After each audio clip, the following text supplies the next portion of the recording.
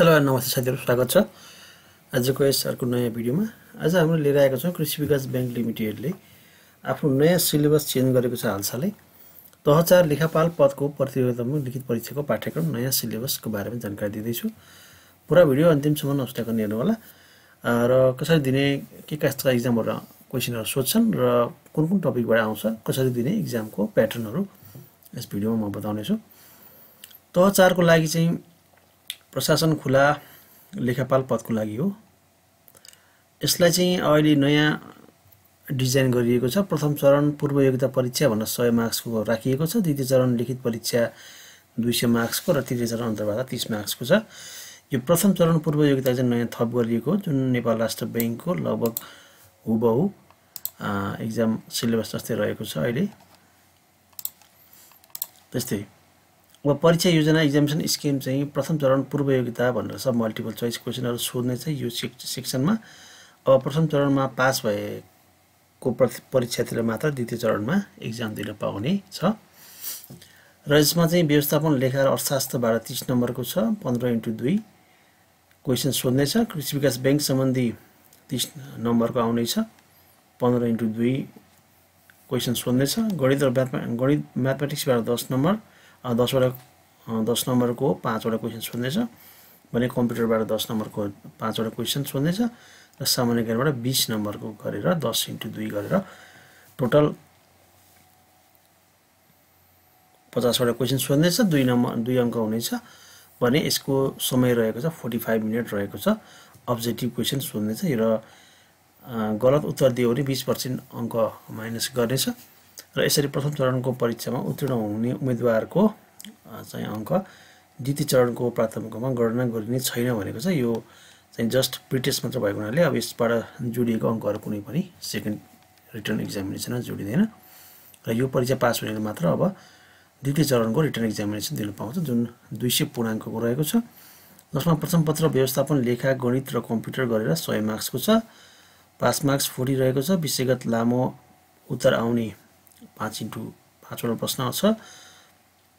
व्यवस्थापन लेखाबाट लामो क्वेशन आउने छ 5x5 र 2 7 वटा क्वेशन भने गणित कम्प्युटरबाट चाहिँ सर्ट क्वेशन आउने छ 4 2 6 वटा क्वेशन आउने छ। समय रहनेछ 2 घण्टा 30 मिनेट। द्वितीय पत्र रहनेछ अर्थशास्त्र बैंकिङ कृषि विकास बैंक लिमिटेड र बैंकिङ कानुन एन्ड बायोलजबाट छ 100 मार्क्सको 45 मार्क्स विषयगत। यसमा चाहिँ अर्थशास्त्रबाट लामो 2टा छोटो 2टा लामो एउटा क्वेशन सोध्नेछ। बैंकिङबाट छोटो उत्तर 3 वटा लामो उत्तर 3 वटा हुनेछ भने कृषि विकास बैंक लिमिटेड र कानुनबाट लामो उत्तर 3टा छोटो उत्तर 3टा लामो उत्तर 2टा गरेर यसरी क्वेशन सोधिनेछ र समय रहनेछ 2 घण्टा 30 मिनेट। र यो सबै चरण पार गर्नेले तृतीय चरणको अन्तर्वार्तामा दिन पाउनेछ। यसरी यो क्वेशनको प्याटर्न डिजाइन गरेको छ। अब सिलेबसमा बाँकी कुराहरु तल कभर गरिएको छन्। परीक्षाको भाषा नेपाली इंग्लिश दुईटैमा लेख्न पाइन्छ अथवा कुनै एउटा क्वेशन इंग्लिशमा एउटा क्वेशन नेपालीमा मिलाएर लेख्न पाइन्छ।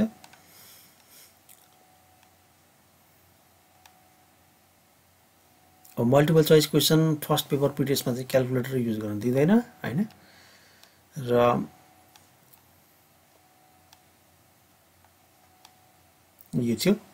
यो कुराहरु तपाई आफै पढ्न सक्नुहुन्छ र पाठ्यक्रम स्वीकृत मिति चाहिँ 2081 12 14 मा हालसालै नयाँ चेन्ज गरिएको हो सिलेबस।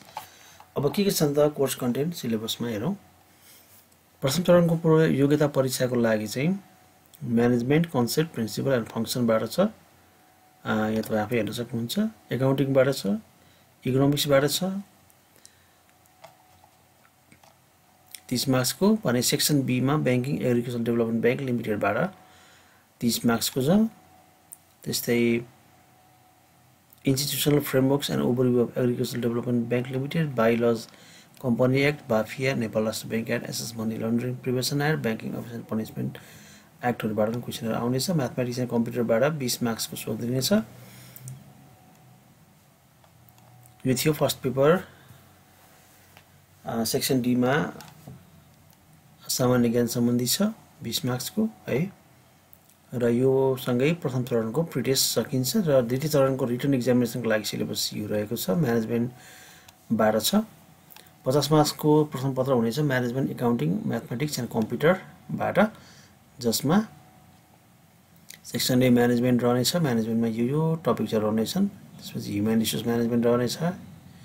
त्यसपछि अफिस म्यानेजमेन्ट रहनेछ। सेक्सन बी आउनेछ। त्यस पछाडि सेक्सन बीमा एकाउन्टिङ 20 मार्क्सको छ। 20 मार्क्समा एकाउन्टिङ सम्बन्धी कुराहरू छन्। त्यस पछाडि सेक्सन सीमा म्याथमेटिक्स सम्बन्धी छ, हिसाबबाट छ। यसमा चाहिँ क्याल्कुलेटर युज गर्न दिन्छ, यो रिटन एक्जामिनेसन भएको हुनाले। सेक्सन डीमा कम्प्युटरबाट छ 10 नम्बरको। यसरी रिटन एक्जामिनेसनको प्रथम पत्र पनि सकिन्छ र दोस्रो पत्रमा चाहिँ लेखापाल economics banking IDBL and bylaw banking लजबाट क्वेसन छ। इकोनोमिक्सबाट 20 मार्क्सको क्वेसन सोधिनेछ र यो टपिकहरू कभर इकोनोमिक्सबाट आउनेछन् भने सेक्सन बीमा ब्याङ्किङबाट 45 मार्क्सको रहनेछ, जसमा ब्याङ्किङ सम्बन्धी कुराहरू छन्। मोडर्न ब्याङ्किङ प्रोडक्ट एन्ड सर्भिसबाट छ। म्यानेजमेन्ट अफ कमर्सियल ब्याङ्कबाट छ।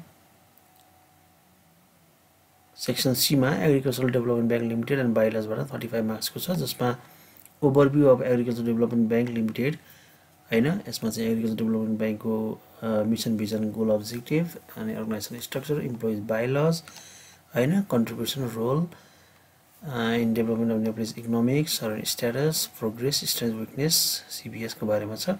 ब्याङ्किङ लजहरूमा चाहिँ bank and financial institution act 2073, Nepal राष्ट्र bank act 2058, banking office and punishment act 2064, सम्पत्ति शुद्धिकरण निवारण ऐन र विनियमावली 64, युनिफाइड डाइरेक्टिभ इस्युड बाई नेपाल राष्ट्र ब्याङ्क हैन, यस्ता कुराहरूबाट सोधेछ। यो लेभल 4 को तह 4 सहायक लेखापालको सिलेबस चाहिँ यस्तो रहेको छ। अब नयाँ सिलेबस अनुसार तपाईहरुले तयारी गर्नुहोला र केही कन्फ्युजन छ भने कमेन्ट बक्समा लेख्न नभुल्नुहोला र हाम्रो च्यानललाई सब्स्क्राइब गर्नुहोला। यस्तै एक्जाम ओरिएन्टेड नोट्स र टिप्सहरुको लागि पिएससी सपोर्ट एक्जाम सपोर्ट च्यानललाई सब्स्क्राइब गर्नुहोला।